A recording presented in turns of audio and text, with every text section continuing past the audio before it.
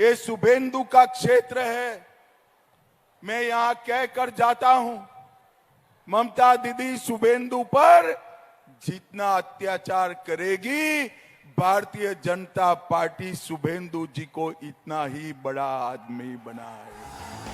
শুভেন্দু গড় কাঁথিতে দাঁড়িয়ে নির্বাচনী প্রচারে মুখ্যমন্ত্রীকে আক্রমণ অমিত শাহের। কারণ মঙ্গলবার রাতে শুভেন্দুর কোলাঘাটের ভাড়া বাড়িতে হানা দেয় পুলিশ। বিরোধী দলনেতার অভিযোগ তিনি মমতার অত্যাচারের শিকার। এ নিয়ে কমিশনে অভিযোগ জানান শুভেন্দু। পুলিশি অভিযানের বিরুদ্ধে বুধবারই হাইকোর্টের দ্বারস্থ হন শুভেন্দু অধিকারী। সেই মামলা গ্রহণও হয়েছে। যে গণদেবতা আমার কোনো ভুল দোষ নেই, আমি বাধ্য হয়েছি মমতার অত্যাচারের শিকার।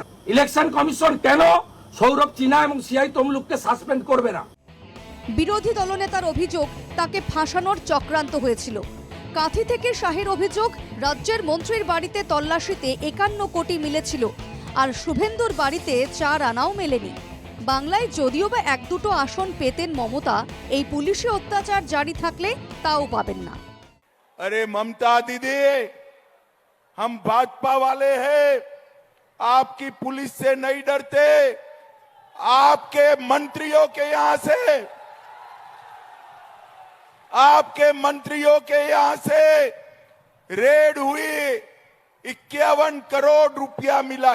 और शुभेंदु के घर पर रेड हुई, 4 आना भी ममता दीदी को नहीं मिला। 4 आना भी। ममता दीदी, आज मैं कांथी में कह कर जाता हूं, पुलिस का दुरुपयोग बंद कर दो, वरना बंगाल की जनता जो 1-2-4 सीटें भी देने वाली है, वो भी चली जाएगी, वो भी चली जाएगी।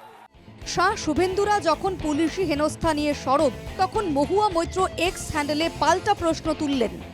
বিরোধী দলনেতার হঠাৎ এমন হইচই কেন? মোদির পুলিশ সিবিআই আমার অনুপস্থিতিতে আমার ভাড়া নির্বাচনী কার্যালয়ে ভিডিওগ্রাফি ও কোনো মিডিয়া ছাড়াই অভিযান চালায়। নির্বাচন কমিশনের কাছে অভিযোগ করেও উত্তর নেই। বিরোধী দলনেতার নির্বাচনী ক্ষেত্র নন্দীগ্রাম থেকে তার হেলিকপ্টারে এজেন্সির তল্লাশি নিয়ে খোঁচা অভিষেক বন্দ্যোপাধ্যায়ের। তুললেন মহুয়া প্রসঙ্গও। কালকে একটা জায়গায় পুলিশ সার্চ করতে গেছে, কেঁপে কেঁপে উঠছে ভয়ে। পুলিশ কেন এসছে, সার্চ করতে কেন যাবে? বলছে ভিডিওগ্রাফি করতে হবে। তাহলে আমরা এবার থেকে বলে দিই, ইডি সিবিআই যখন আসবে ভিডিওগ্রাফি করতে হবে। মহুয়া মৈত্রর বাড়িতে গেছিলেন, ইলেকশন কমিশনের প্রতিনিধি ছিল, ভিডিওগ্রাফি করেছেন। আমারও তো হেলিকপ্টার ইনকাম ট্যাক্স রেড করেছিল 8 থেকে 1 মাস আগে। আমি কবার বলেছি। শুধু শুভেন্দু অধিকারী নয়, একই রাতে ঘাটালের বিজেপি প্রার্থী হিরণের আত্মসহায়কের বাড়িতেও যায় পুলিশ।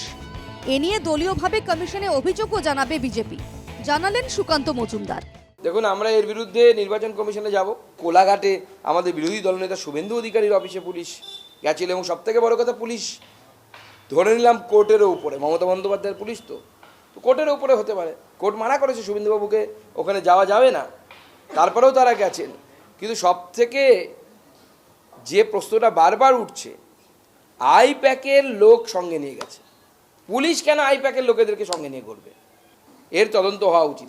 কাঁথির সভা থেকে মমতা বন্দ্যোপাধ্যায়কে হারানোর ডাক দেন অমিত শাহ।